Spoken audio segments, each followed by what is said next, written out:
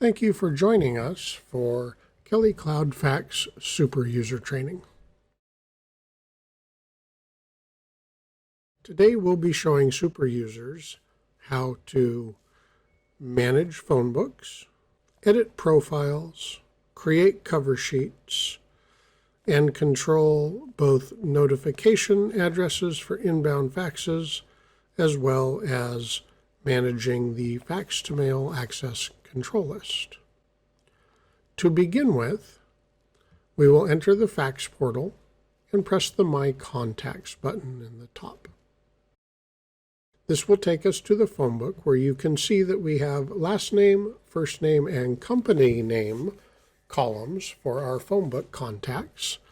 This is in an effort to make it easier to find the appropriate fax number for organizations that might have many fax numbers and can be difficult to identify if only a single name field is filled out. Once you've pressed the New Contact button, fill out the details of the contact, first name, last name, title, company, etc.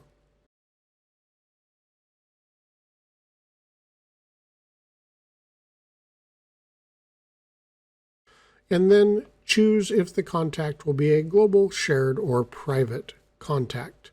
Global contacts can be seen by all users on the account.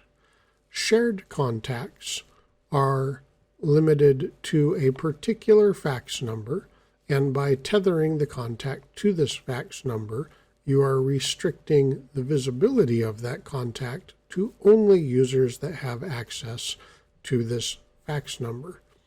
Finally, we have a private contact, which is tethered to a single user account, and only this user account will be able to see this contact.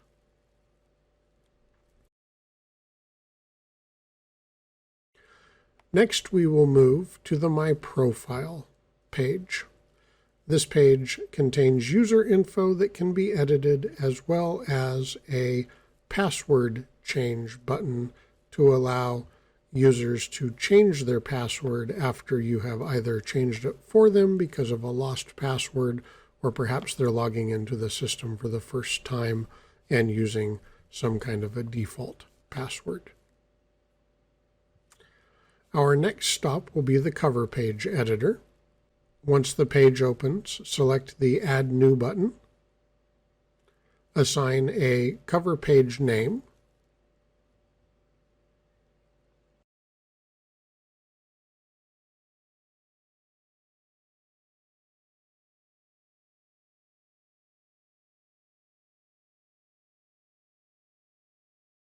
fill out the cover page description in a way that lets you recognize what this cover page's purpose is.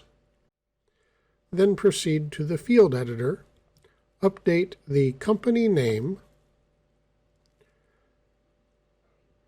change the address block to accurately reflect your organization's address and contact information.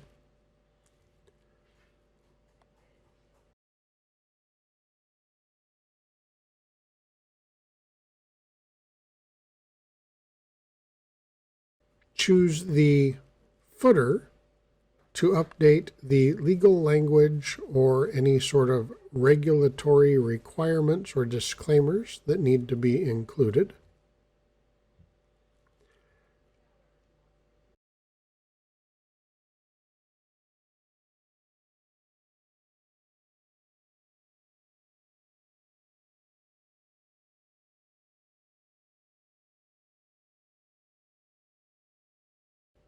And finally, choose the logo option, click the Browse button, and browse to the logo file that you would like displayed in the top right of your cover page. Once you have selected the logo, the page will save, and you'll see that the company name, address block, logo, and footer have all been updated per your specifications. Finally, don't forget to hit the green Save button, as this will commit the cover sheet to the system so that it can be selected by users. The fax to email settings contain two boxes: the inbound fax notifications. To add an inbound fax notification destination, press the new, enter in an email address where you would like the notification delivered, and then select Notification Only, PDF, or TIFF. We do not recommend selecting PDF or TIFF unless you have some very specific security settings on your mail server, as this is an unsecured attachment. And if you are subject to HIPAA, FERPA, or CJIS requirements, you would not want to deliver unsecured faxes over the internet. The box above is the Email Allowed Sender box. This is an access control list, and any email address included into this list will have permission to send faxes from their email client.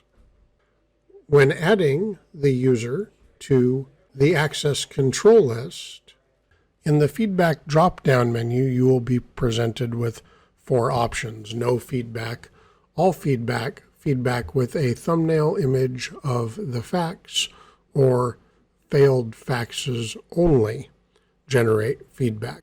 No feedback means that you will not receive any delivery confirmation or status receipt messages for your outbound faxes. All feedback is the most common choice here.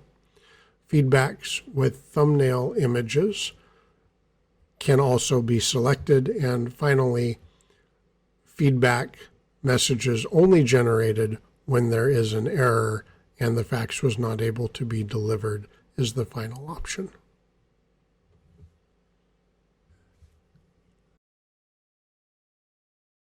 Thank you for joining us today for Kelly Cloud Fax Super User Training. And remember, just the fax, ma'am. Just the fax.